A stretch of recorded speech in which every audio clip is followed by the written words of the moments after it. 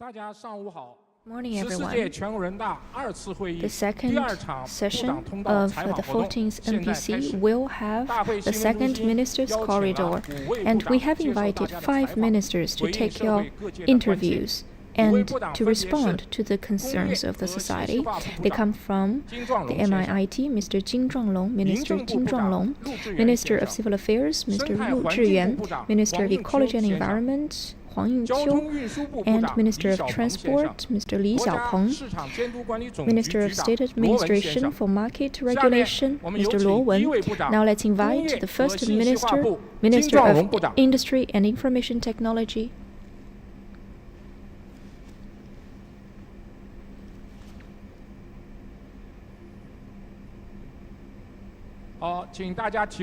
Now we open the floor to questions. 请北端这位北端最南侧的这位男记者提问。谢谢主持人。Thank you. Good morning, Minister Jin. I come from CMG. This year, according to the government work report, we must speed up the process of new type of industrialization. So what's your take about the status quo of industrial development, and what are the major measures this year for industrialization? Thank you for the questions. First of all, I would love to thank all the media friends for your interest in and support of the Ministry of Industry and Information Technologies. And also, my best wishes go to all the female journalists. We aim to realize the new type of industrialization by 2035. According to President Xi Jinping, in this new journey, with the Chinese modernization, we must support the Chinese rejuvenation. And the new type of industrialization is one key measure to realize it. Last September, we convened the national meeting on new type of industrialization with a full range of arrangements, and also the government work report has introduced a series of measures. We will be responsible for implementation. Since the 18th National Congress, we have accelerated new type of industrialization with some new forms. Allow me to summarize them in 4 ways. They are more comprehensive, larger scale, and stronger. And in terms of more comprehensive industrialization, in a dozen of years, we have completed the journey of industrialization for hundreds of years in developed nations. In the UN's industrial series, which are about 660 different subgroups according to the UN classification, we cover basically 40% of the major industrial products. 220 industrial products rank among the first in the world in terms of the scale. And as to bigger scale, it's about the industry's size. Last year, the total industrial added value was approaching 40 trillion RMB yuan, accounting for 31.7% of our GDP. Our manufacturing sector contributed to over 30% of the global total. For 14 years in a row, we ranked the top in the world. That's another feature. And to mention one more, stronger, which means, for example, the network infrastructure is much stronger. We have established the largest scale and world-leading telecommunication facilities. Our 5G base stations stand at about 3.38 million. We allow all the counties to have access to 5G technologies and the broadband services. But of course, we still have some loopholes. We're still going uphill. There will be some obstacles to conquer and some loopholes to fill in. added by the fact that the new round of technological revolution and industrial transformation are going on, we are confronted with both opportunities and challenges, but we stay confident that on top of the foundations, by grasping the opportunities, we can surmount the difficulties and accelerate our growth. Allow me to introduce the following measures, which are the highlights. The first one is to maintain the pickup situation of our industrial economy. Especially in 10 industries, we must stabilize the growth with complete working plans. For the big industrial provinces or municipalities, we will encourage them to shoulder responsibilities. Of course, there might be like 10 industrial provinces. We also encourage all localities to develop their own special and featured industries. The second measure is to go all out to facilitate the manufacturing sector industrial chain development with high quality. We will give full play to the enterprises in the manufacturing sectors and try to fill in our loopholes, strengthen their strength, and cement the foundations, especially in terms of the resilience and competitiveness of the supply chain and industrial chain. The third measure is to accelerate the advanced manufacturing sector with modern industrialization system, and we will mainly work on 4 categories. The first one is traditional industry. For traditional industries, we cannot regard them just as the low-end industries and just phase them out. Instead, we must renew the traditional industries. To that end, we will try to upgrade the traditional manufacturing sector. For traditional industries, we hope to move them towards green and smart directions. And we have to consolidate the strong industries to maintain their competitive edges. At the same time, we have to cultivate a number of internationally influential Chinese brands, and large aircrafts and turbo machines, and those are major breakthroughs over the past few years. We also need to create some manufacturing innovation centers at the national level so as to cultivate more advanced clusters for advanced manufacturing. We already have 45 of them. We need to encourage those manufacturers to become strong competitors at the global arena. Over the course of developing the manufacturing industry, we have to build some demonstrative zones and parks. In China, we have 178 high-technology development zones, and we also have 45,000 high-tech companies, and they have to play a very important role. Put simply, they need to embrace high technology, develop industrialization, and foster new quality productive forces. So this is a key task of ours. Another major area of efforts is to improve the technological innovation of our industry. We need to encourage enterprises to take the leading role in innovation. And people hope that there is better integration between technological and industrial innovation. This is the prevailing trend, and we have to constantly accelerate this momentum. From our point of view, we need to accelerate the development of multiple industries. Another very important part of our work is to strengthen informationalization and its integration with industrialization. In this regard, as is known to all, this is the striking feature of new type of industrialization. We need to focus on 2 areas. Number one, to consolidate our competitive edge in information and telecommunications industry, and build 5G algorithms and computing powers and related infrastructure. We need to continue promoting the large-scale application of internet so as to allow 5G to empower all the different industries.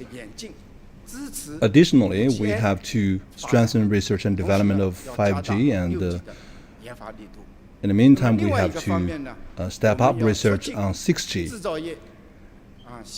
Meanwhile, we need to accelerate the digital, internet-based and intellectual development of our manufacturing industry. First, focus on digital transformation of the manufacturing industry, and this must be conducted in a step-by-step manner. And we also need to launch the AI Plus campaign so as to allow AI to empower new type of manufacturing.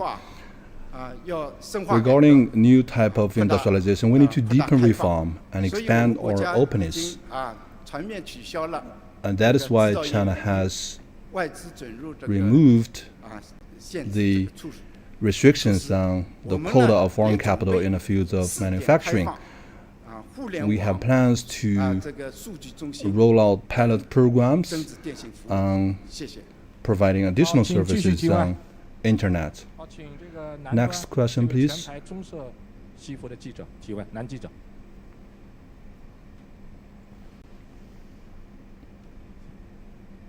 金部长您好，我是南方财经 Minister 21 Jin, 世纪 I'm 经 with 济报道的记者。 South China 我的 Daily 问题是，近年来，专 Economic 精可 News. 新成为中小 In 企 recent 业发展热 years, 词。今年的政府工作报告 small 中呢，也提出 professional 要促进中小 and 企业 unicorn 专精可新 enterprises 发展。 have caught the 您能否 attention 介绍一下有关 of 情 the 况？ society, 还 and 有 can 下一 you 步 share 我们 with 有哪些 us 促进措施？ your ministry's plans in boosting the development of these enterprises? Thank you for your question. SMEs in China, they reached the number of more than 50 million. They involve millions of households and support all the different sectors and industries, and we are supporting the development of small, special, and unicorn enterprises. And we already have 124,000 such companies, and little giant enterprises have reached 12,000. And these enterprises play a crucial role in strengthening our industrial and production chains. And going forward, we're going to implement the decisions of the CPC Central Committee and the government. At the central level, we're going to unswervingly focus on service and management and empower these enterprises through the following efforts. First, improve quality.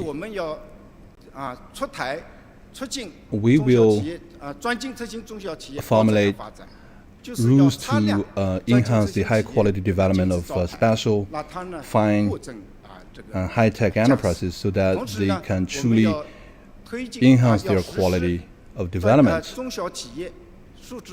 Meanwhile, we are going to launch a special campaign aimed at empowering these enterprises through digital transformation.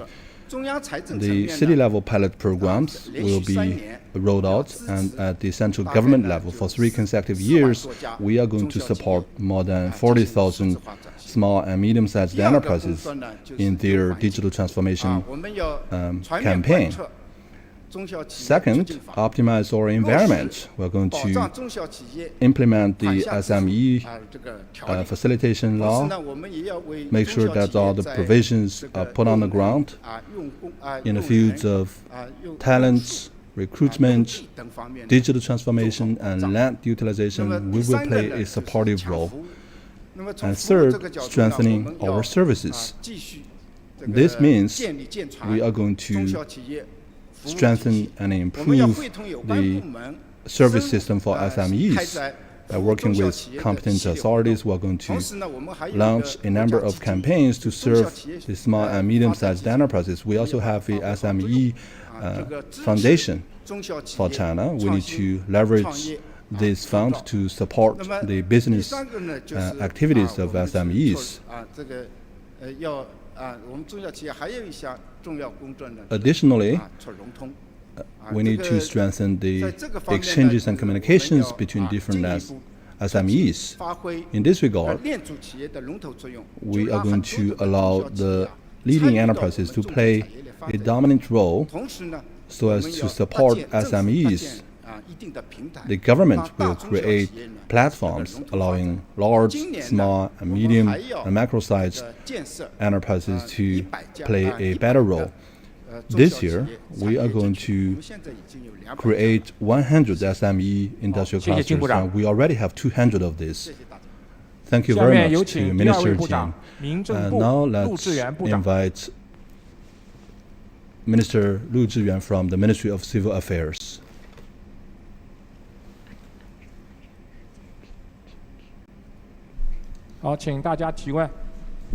Questions, please. 请北端那位穿黑色衬衫的男记者提问。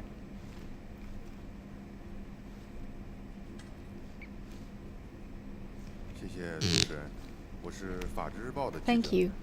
From the Legal Affairs Daily, according to the 20th National Congress, we must establish the social assistance system with classifications and different levels.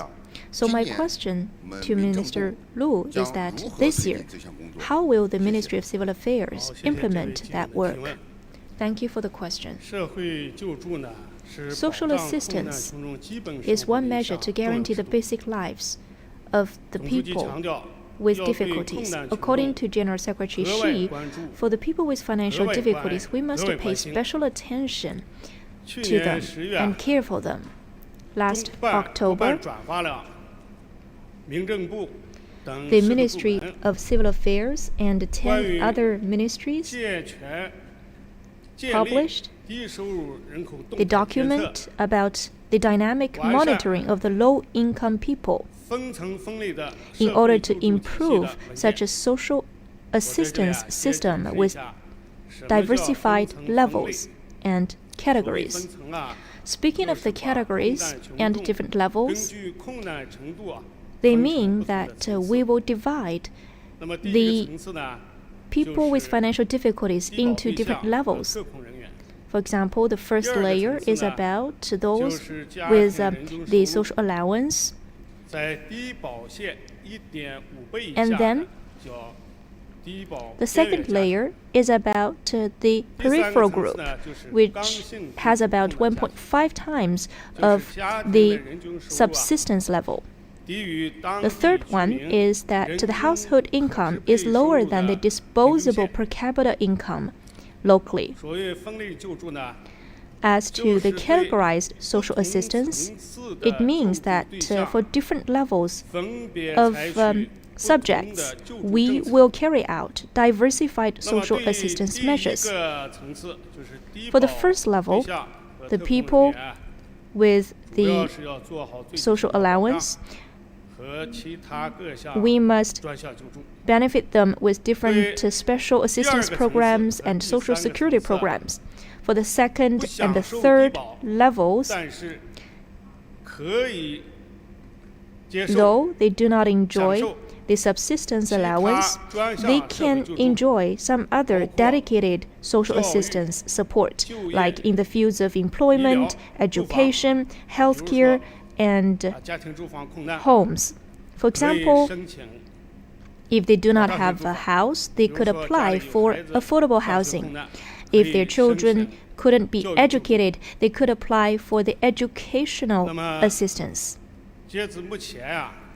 By now,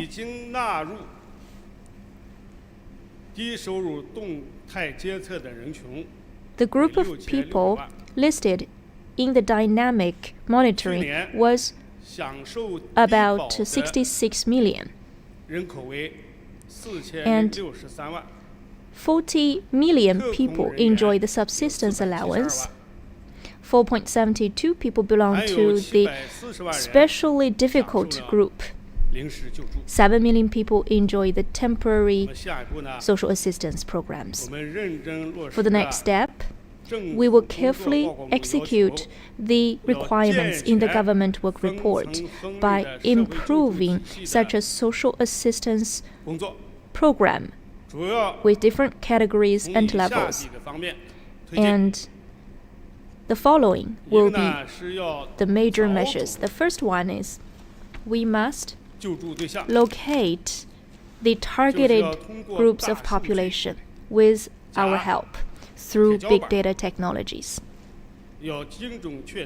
We must precisely locate the subjects of our social assistance so everyone that should be helped could access our social assistance.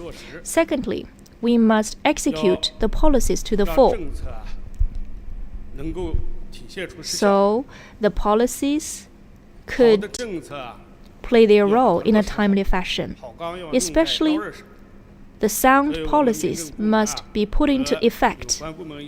The Ministry of Civil Affairs and other relevant ministries must shoulder our responsibilities in the implementation of those policies, through which people with financial difficulties could have a higher sense of attainment, and the socialist system advantages could be felt. The party and the Chinese government's policies could truly send warmth to the people's hearts.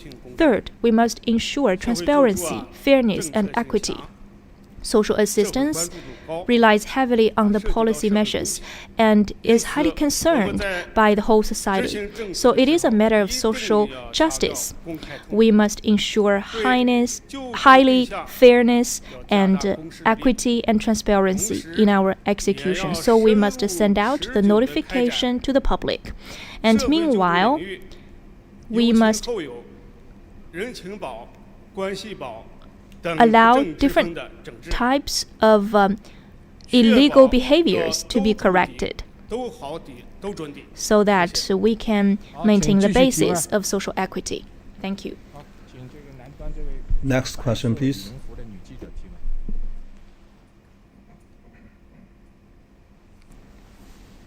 Thank you. I'm with People's Daily. At present, China is increasingly becoming an elderly society. Elderly care has become a key topic of concern. My question to Minister Liu is, what are the measures to be taken to respond to the elderly trend of the population? Thank you for your question. Population aging and elderly care are a great issue of concern because it involves millions of households and the interest of each and every one of us. General Secretary Xi and the CPC Central Committee pay close attention to this issue. We have already elevated this issue to a national strategy. As of the end of 2023, China had over 290 million people above the age of 60, accounting for 21.1% of the total population of China. We have 211 million people above the age of 65, accounting for 15.4% of China's total population. The population aging in China features a large scale, a quick speed of aging,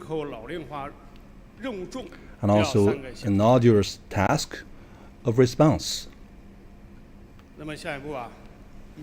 Going forward, the Ministry of Civil Affairs will earnestly shoulder the responsibility accordingly, and we are working together with the member organizations of the Old Age Care Committee to carry out the national strategies to respond to population aging. We'll engage in policy innovation and top-level policy designs to improve the following structures and systems. First, to improve the social security system, and that means we have to solve the issue of the source of our capital and finance for old age care, and also improve the elderly care system. And that is to solve the issue of who should provide elderly care, what kind of elderly care services we need to provide. And third, improve a health support system. And that is to make sure that all the elderly are taken care of. Old age care is an arduous task that we have to accomplish to respond to population aging, and this is also one crucial responsibility of our ministry. Let me take this opportunity to give you a more detailed introduction. China will improve the system that features a combination of home-based and community-based elderly care. According to our knowledge, most of the elderly intend to choose a home-based care system, and this is also in line with the Chinese tradition. So we need to provide some support for home-based elderly care. For example, home-based elderly adaptation. We need to build some intellectual and smart services, and we also need to solve the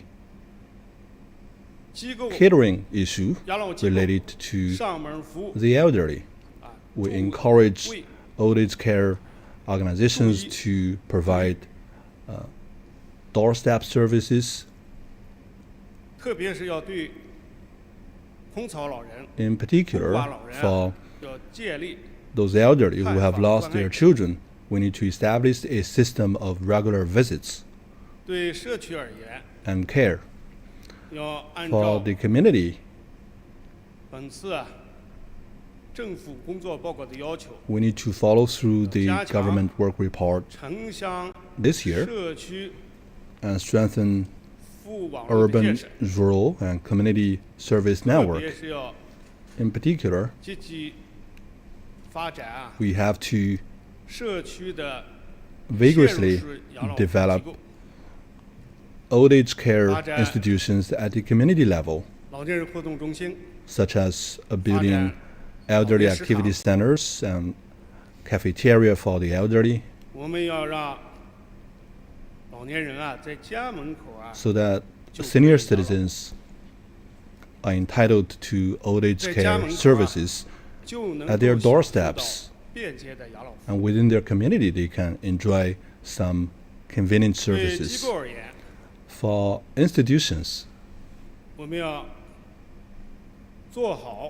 we need to do a good job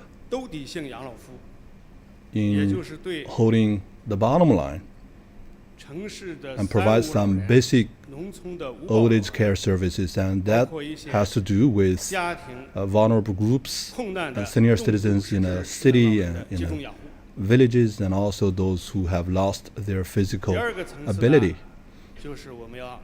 Additionally, it is important to develop inclusive elderly care services and institutions. On another level, we need to allow the market to play a crucial role, and we need to develop the silver hair economy by encouraging social capital to engage in this industry, so as to meet the needs of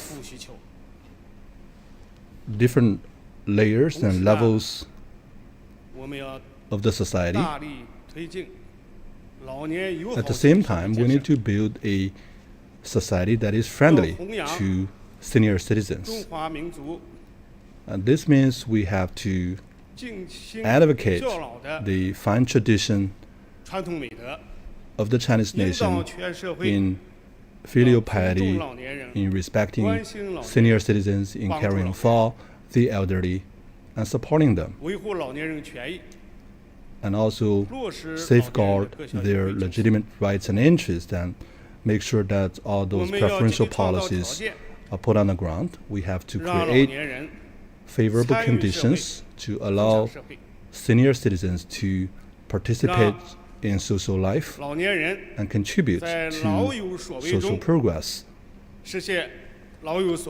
and allow them to play their part in the society. Thank you. Now let's invite the third minister, Minister of Ecology and Environment.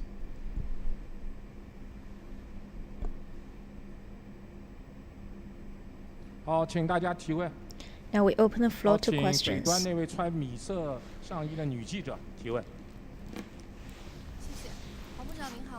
Good morning, Minister Huang.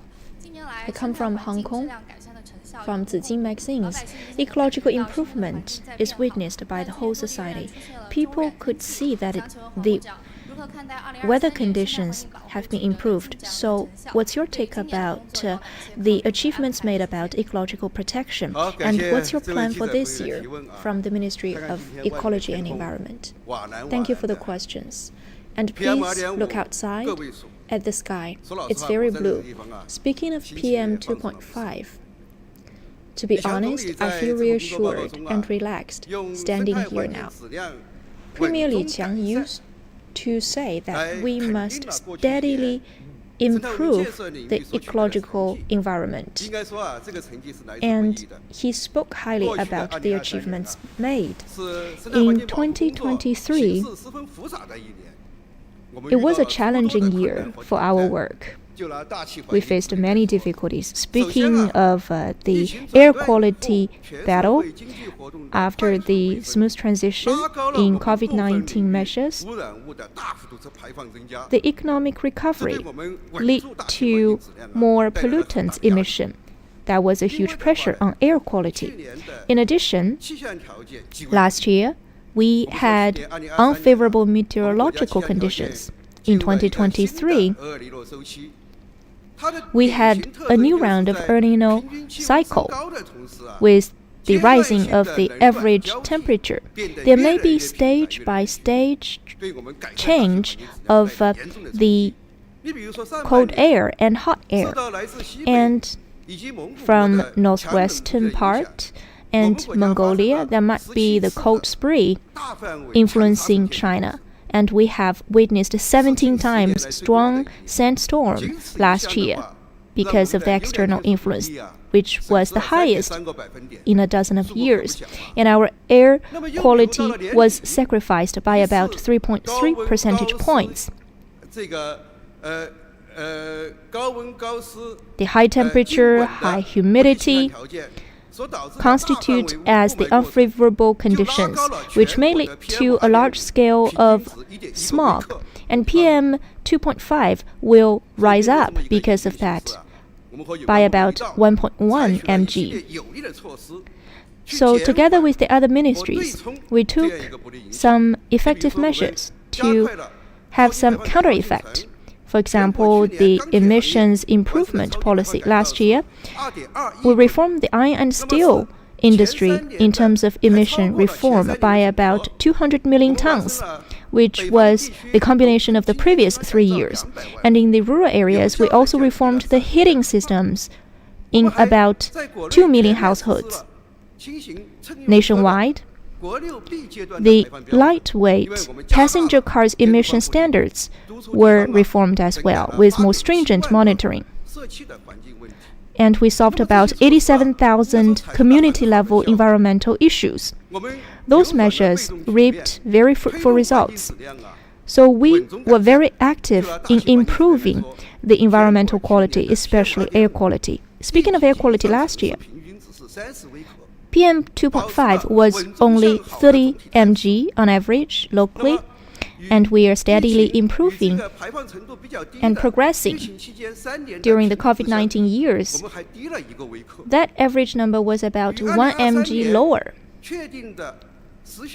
In 2023, our target planned was even higher by about 3 mg compared to the 30 number.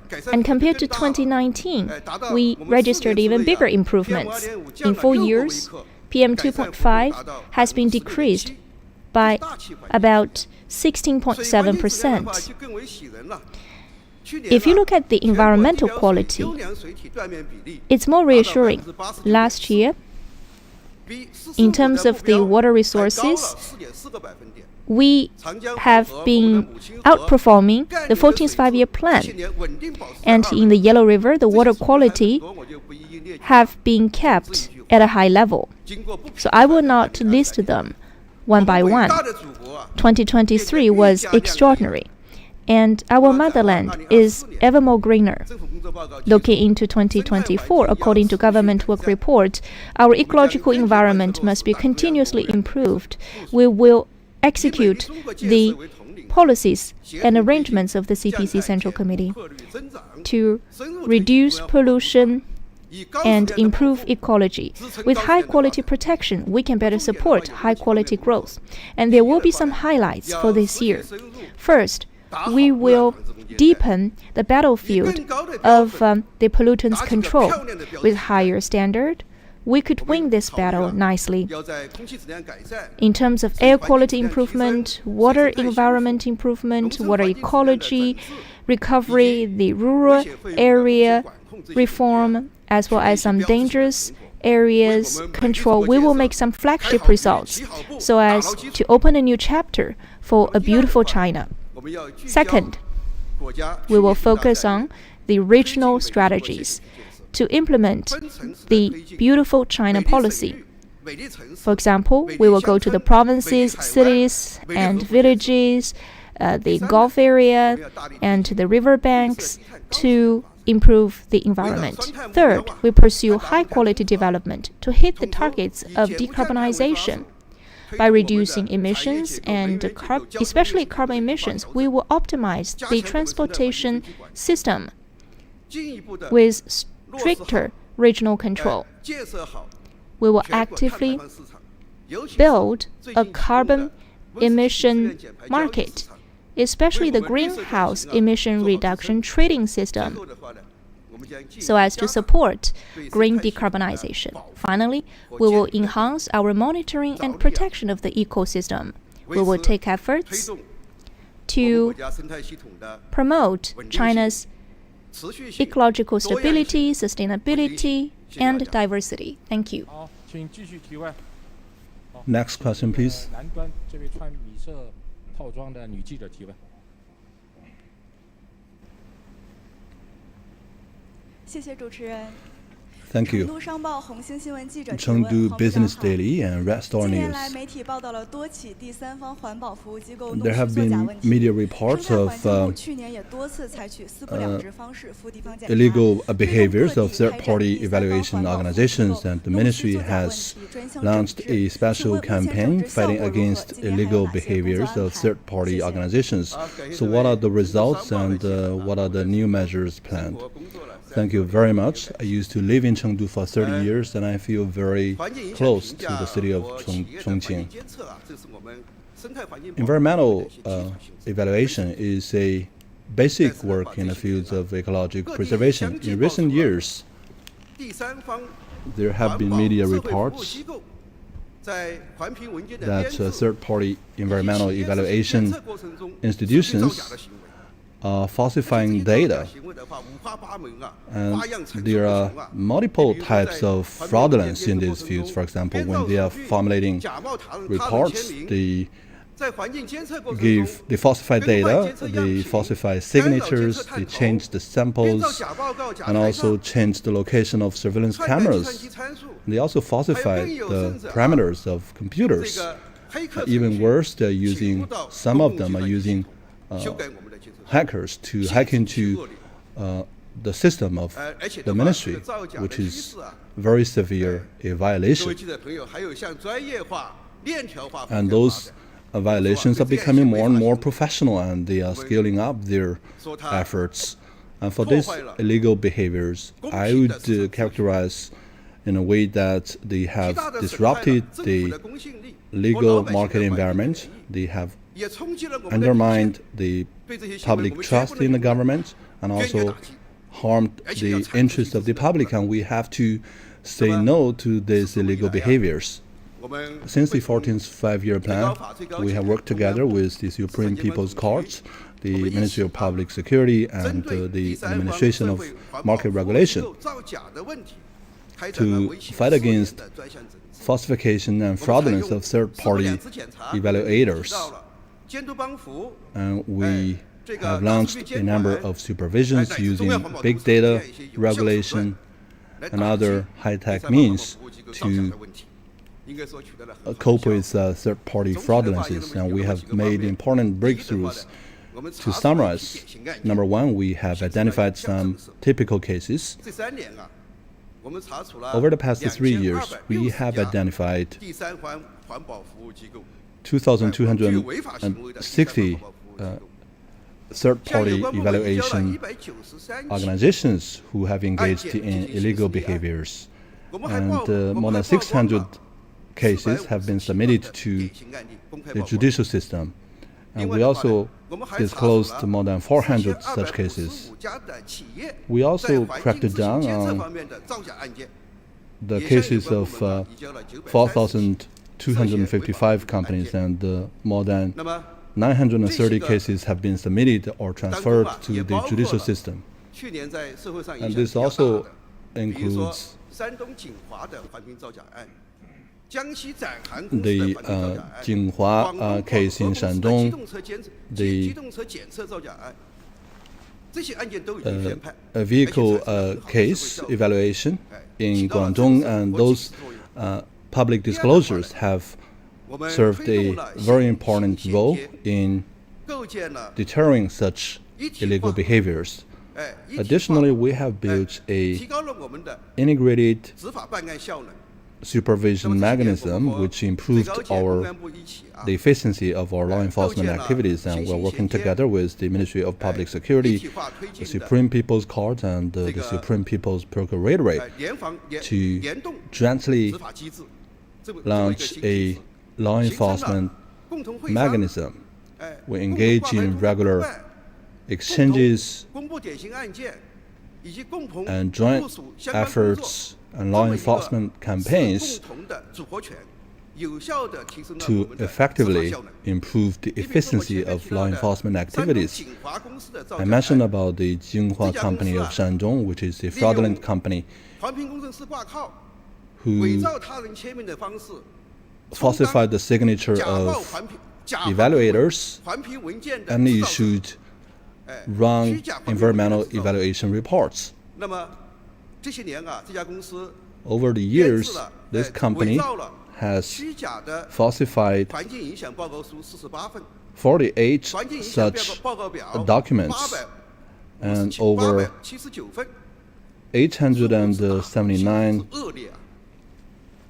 statements on environmental evaluation. In the past, it's very difficult to bring the case to a court to pull evidences and also to bring the case to justice.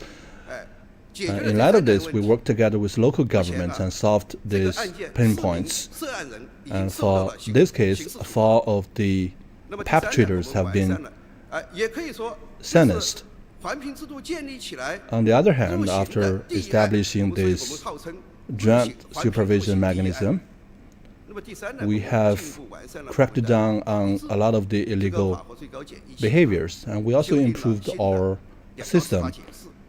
And we have introduced new legal interpretations, which made it very clear that third-party evaluators must abide by the law when they are issuing a third-party evaluation report. And we have also clearly defined the sentencing standards in this regard.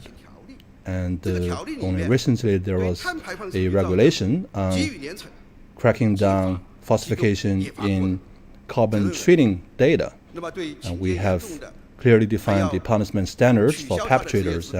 For severe violations, the qualification of the evaluator must be removed. Going forward, our ministry will join with other ministries to maintain a high-profile crackdown on third-party illegal behaviors. In the meantime, we are going to use big data and AI to use the means of technology to consolidate our efforts and hold the bottom line of integrity.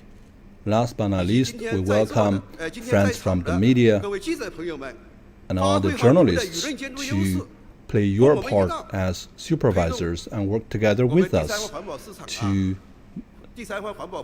straighten the behaviors of third-party environmental evaluators. Thank you very much. Thank you to Minister Huang. Now let's invite Minister Li Xiaopeng of Transport.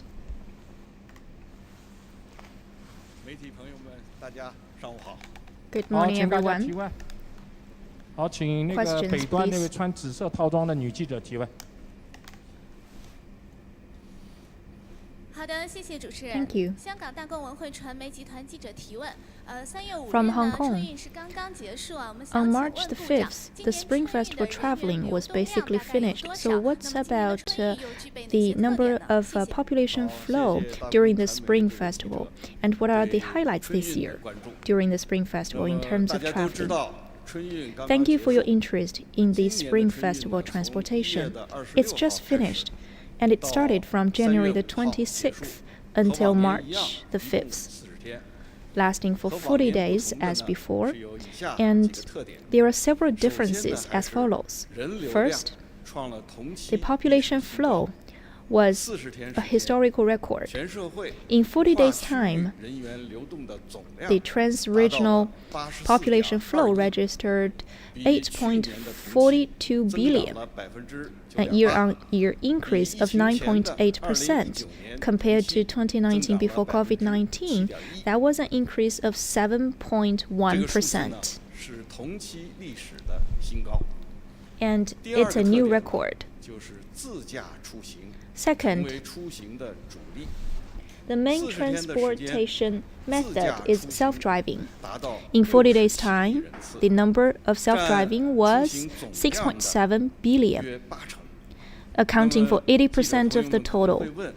You might ask, what about the remaining 20%? The remaining 20% of transportation were mainly through buying tickets to mount on the buses, airplanes, ships, and trains.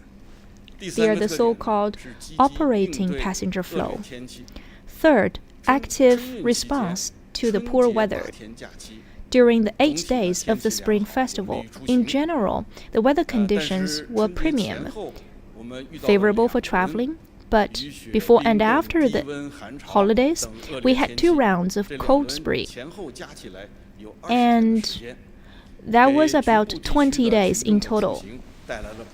For some population in certain regions, that was inconvenient for traveling. But in general, we have steady customer services.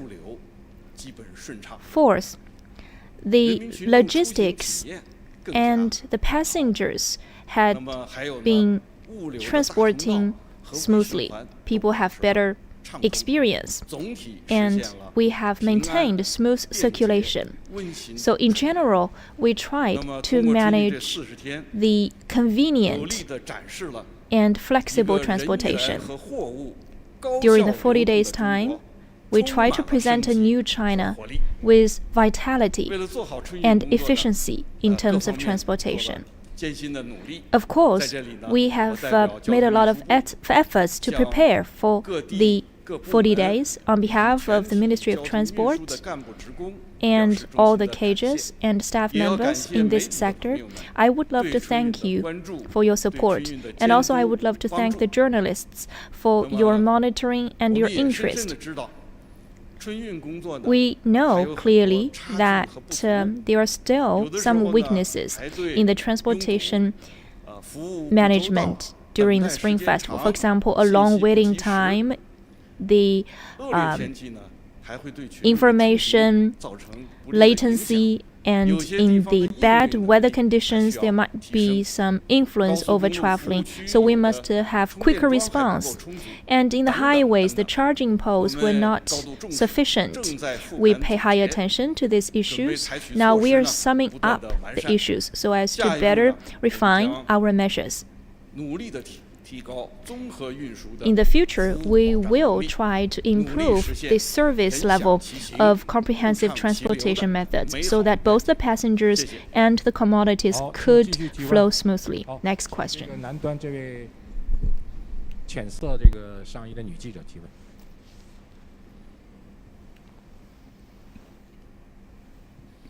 谢谢主持人。我是光明日报记者李部长。听了 I'm 您 with 刚才 Guangming 的介绍 Daily. 我感到我们之所以 Minister 能够有 Li, 效应对春运 after 超大 listening 客 to 流 your introduction, 和近年来我们交 I 通 came 强 to 国 know 建设 that 巨大 the 的 reason 成就 that 是 we 怎么 have 来的。 been 想 able 请 to 您介 cope 绍一 with 下 the 当前加快 big 建设交 and 通 drastic 强国的情 passenger 况。谢谢。 flow in the Spring Festival rush. This is mainly due to our strong efforts in transportation. And what are the major measures that you have to build a strong power in transport? Thank you very much for your question. And according to the 19th CPC National Congress, we set the aim to build a strong power of transport. According to the 20th CPC National Congress, we are going to accelerate this move. In recent years, significant progresses have been made. First, infrastructure has become better. We have built the world's largest network for high-speed railways, highways, and postal routes. We have the world-class clusters of ports. Major projects have accelerated their pace, and this includes the Sichuan to Xizang highway, and a number of major tunnels, and all the villages are connected to the postal network. Secondly, the transport support capability has been enhanced in 2023. According to our statistics, on an average day, the cross-regional passenger flow reached 160 million. Each and every day, the cargo transport exceeded 150 million tons, and each and every day, 62 million parcels have been received. Thirdly, we have vigorously developed green and smart transportation. Smart highway, high-speed railway, and ports have accelerated their pace of construction. New business models have been booming. Smart and digital transportation services are becoming more and more intellectual. New energy and clean energy facilities have been well applied, and EVs have been well applied in the public transportation system, accounting for 76.6% of all public buses. Fourthly, we have deepened reform and opening up. The Ministry of Transport worked together with CAAC and China Railway Transportation Company and China Postal Corporation to jointly advance the Belt and Road Initiative. We have also deepened international cooperation in transport, and this includes bilateral and multilateral cooperation at various levels. Our friends of Circle have extended. Going forward, we are going to implement the spirit of the Central Economic Work Conference and the government work report. We will strengthen and improve transport infrastructure, deepen reforms in this field, reduce the cost, improve the efficiency and quality of transport, focus on safety operation, and ensure smooth operation of transport. We try to build a grand future where all the people and cargo can flow freely, so as to empower and enable the Chinese modernization. Thank you. Now let's invite the fifth minister, Director General Luo Wen from the State Administration for Market Regulation. Now we open the floor to questions.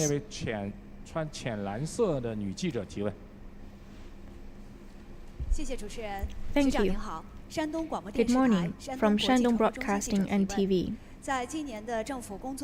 In this year's government work report, it pointed out that we must build a national market faster and come up with certain administrative laws and regulations, especially for the local protection, market segregation, and some illegal issues in terms of investment attraction. We will try to introduce more disciplines. So what will be the measures to that end? Thank you for the question. First of all, I would love to thank the media groups. Thank you for your long-term support of the market regulation work for years. As you know, accelerating the establishment of a unified market in China was the major decision by the CPC Central Committee with Comrade Xi Jinping at its core. It helps to promote high-quality development. In recent years, in face of the fragmented markets, local protectionism frequenting China, our administration continuously cracked down upon them.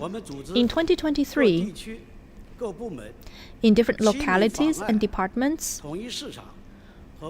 we inspected the markets to implement the policies to support fairness. And in total, there were about 4,218 such measures, and a group of illegal behaviors, for example, abusing administrative power, were handled. This year, we will continue to improve the systems and rules for fair competition, especially in terms of local protectionism, market fragmentation, and some other acute problems. We will try to resolve them. In particular, as follows. First, facilitate the introduction of the regulation on fair competition. On the basis of summarizing the previous work, administration has drafted such a regulation so as to better improve the review system and the standards, thus elevating the authority of the systems. In the next step, we will work together with certain government agencies to accelerate legislative process so that the regulation could come out earlier and play its role in fair competition supervision. Second, encourage the enterprises to enjoy more convenience across regions. Right now, the legal person registration system is amended. In this new amendment, we will clarify that for the relocated enterprises, they could register in the new place, and for the applicant, the procedures, standards, they will be unified so as to smooth away the relocation process of those enterprises. We could handle the relocation process entirely online. Meanwhile, we will explore the archive, handling, and registration, trying to combine them so that we could have a one-stop service, and the monitoring service level will be truly improved. Third, we will correct the local protectionist behaviors, for example, the illicit barriers. Many enterprises complained that some localities utilize the local standards or credibility assessment, trying to establish some new illicit barriers. For those phenomena, we will standardize and try to phase out such behaviors. We will amend certain regulations to strengthen the credibility sharing system and information sharing system.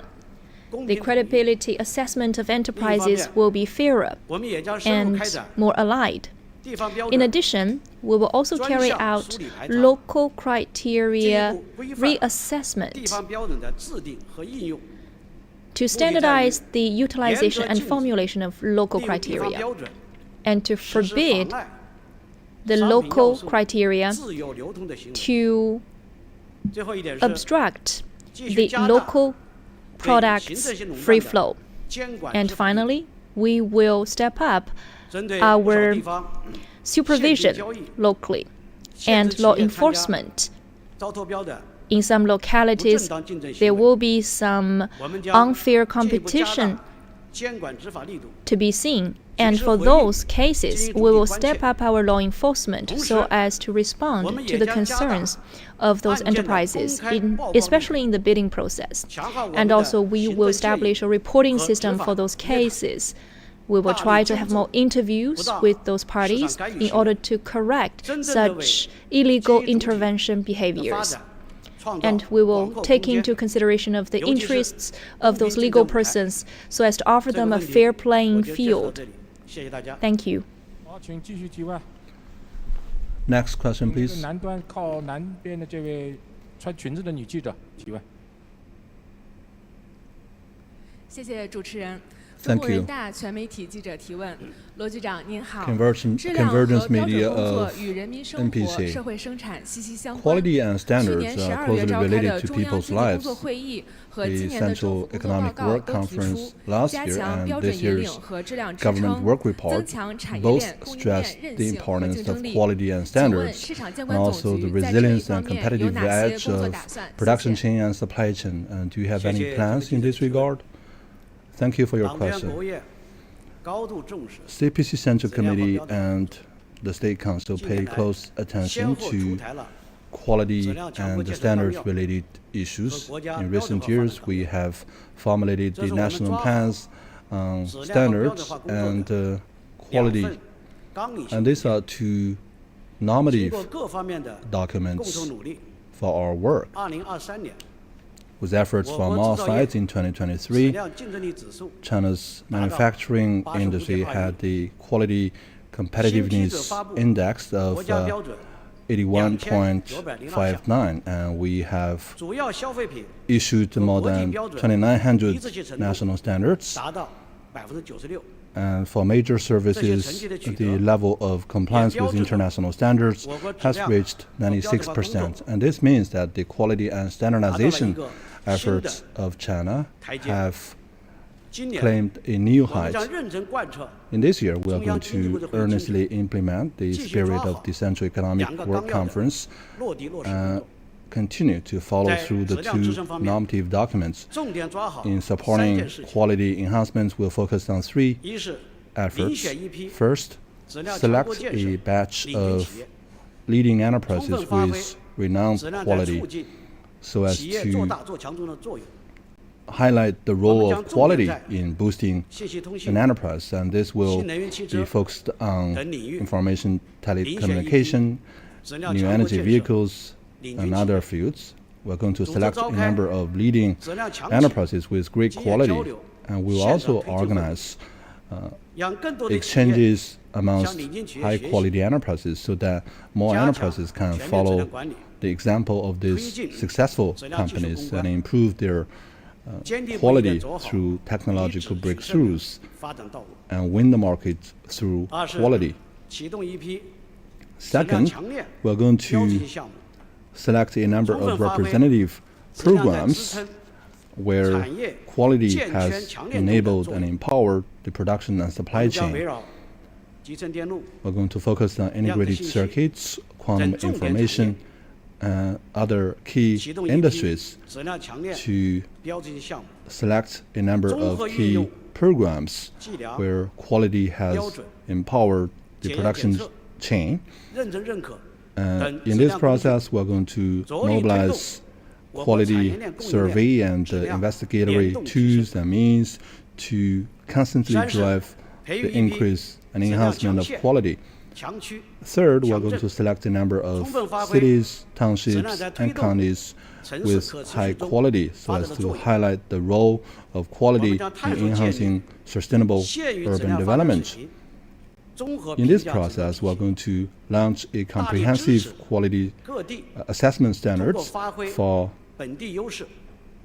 the county level so as to mobilize different localities to leverage their own advantages And this will also enable a number of quality measures and help cultivate a number of high-quality townships, districts, and counties. In terms of leading by standardization, we're also going to focus on 3 efforts. Number 1, leverage the role of standards in supporting large-scale facility upgrading and equipment trade-in services. We're going to select a number of enterprises with high standards in energy consumption and energy conservation. We also develop and formulate a number of new standards to phase out some old industries. In the meantime, for vehicles, passenger cars, and home appliances, we are going to formulate more standards so as to meet people's aspiration for a better life. Number 2, leverage the role of standards in supporting high-level opening up. As is known to all, that standards are the basis of international economic cooperation and trading activities. According to data, 80% of the international trade is related to standards. Accordingly, we are going to strengthen our openness in standards-related systems, support foreign invested enterprises to participate in the formulation of standards. Meanwhile, we are going to participate in international standards formulation activities and consistently contribute more Chinese solutions and wisdom. Number 3, leverage the role of standards in supporting industrial development. We are going to primarily focus on industrial robots, Beidou navigation systems, and other key industrial chains so as to launch a number of key programs where standards empower the production chain. We're also going to support independent research and development of standards and constantly improve China's standards system and earnestly improve the resilience of China's production chain, supply chain, and the overall competitiveness of the Chinese economy. Thank you to Minister Luo. Dear friends from the media, and this is the end of this morning's Ministers' Corridor. The Press Center will host another Ministers' Corridor on the afternoon of March the 11th. Please stay tuned. Thank you.